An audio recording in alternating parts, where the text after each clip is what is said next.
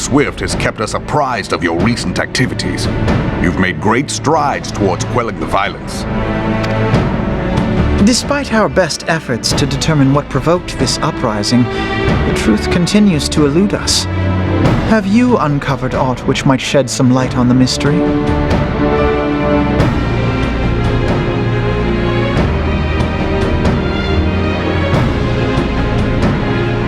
This information does not leave this room. The Syndicate's decision to reject the Doman refugees' appeal for asylum had lasting repercussions. A number of those displaced by the calamity claimed it was proof of a policy of discrimination. Together with a group of Alamegan refugees, they organized a series of demonstrations to protest against the Sultanate. Demonstrations which became heated, but did not descend into violence. Until a certain incident served as a call to arms. A unit of brass blades sent to supervise a demonstration loosed arrows upon unarmed protesters. It was this atrocity which prompted the refugees to take up arms. I need not tell you what followed. We assumed at first that the attack was born of a miscommunication. When emotions run high, they happen. But suspicions were raised regarding the unit's commanding officer, whom I ordered interrogated. Sure enough, our fears were soon confirmed. The dog confessed that a merchant had offered him coin to give the order.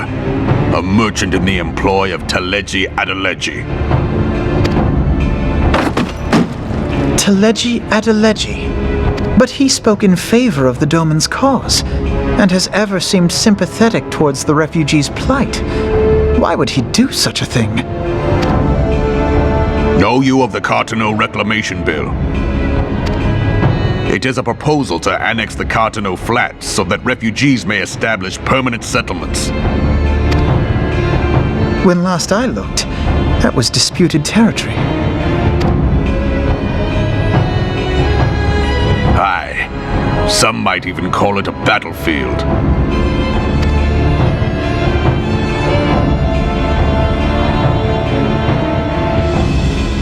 The destruction wrought by Bahamut was greatest at the Cartano Flats.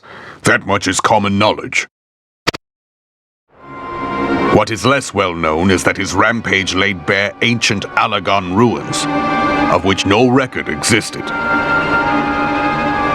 There are certain differences of opinion as to how these ruins should be handled, which is why each nation maintains a military presence in the region to this day.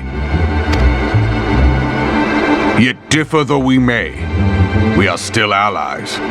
Therefore, in the interest of preserving the Eorzean alliance, we have reached an agreement.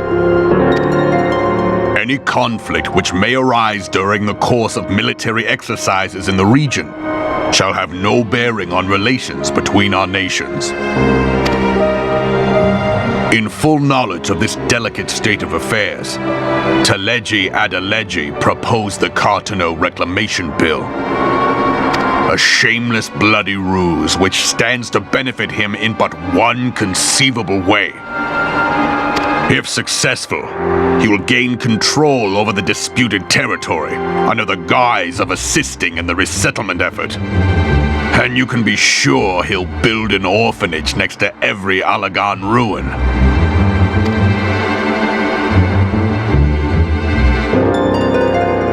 The man would threaten the unity of the Eorzean alliance and risk countless lives for personal gain. He walks a path all his own, independent of any faction and beholden to none of his fellows on the Syndicate. By inciting the less fortunate to violence, he hopes to convince others that the Cartano Reclamation Bill is the only viable solution. His sympathy for the plight of the Domans was not but posturing to gain credibility with the refugees. Of that there can be no doubt.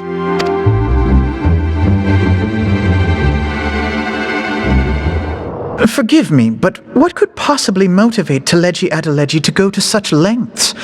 What is so special about these ruins that he would risk his position on the Syndicate? And, most likely, charges of treason against the Sultanate. Omega. Pardon?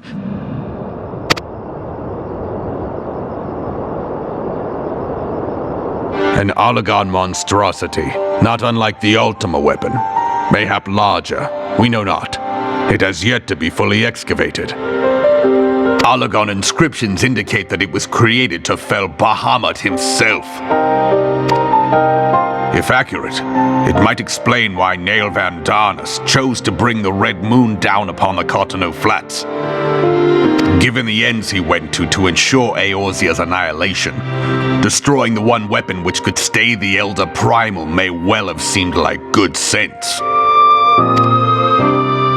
When first I bore witness to the power of the Ultima weapon, I doubted the evidence of my senses. And now you tell me there is another such weapon, one which could contend with Bahamut.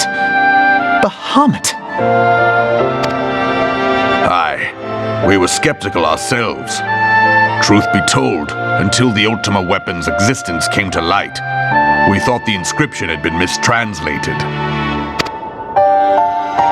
At present, Omega is more akin to a fossil than a tool of war, having long since ceased to function.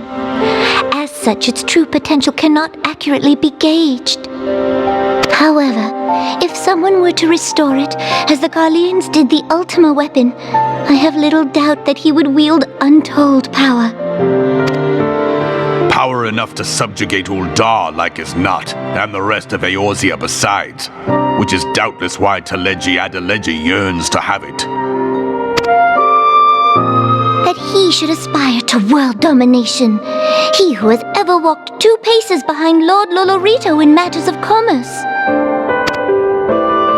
'Tis in acknowledgement of his own limitations that he seeks this power.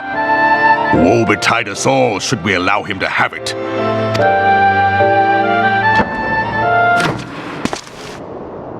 Pray waste no time chasing rats. Only a fool would believe that secrets can be kept in Uldar. It would seem the implications of the Sultanate's refugee problem are rather more far-reaching than we assumed.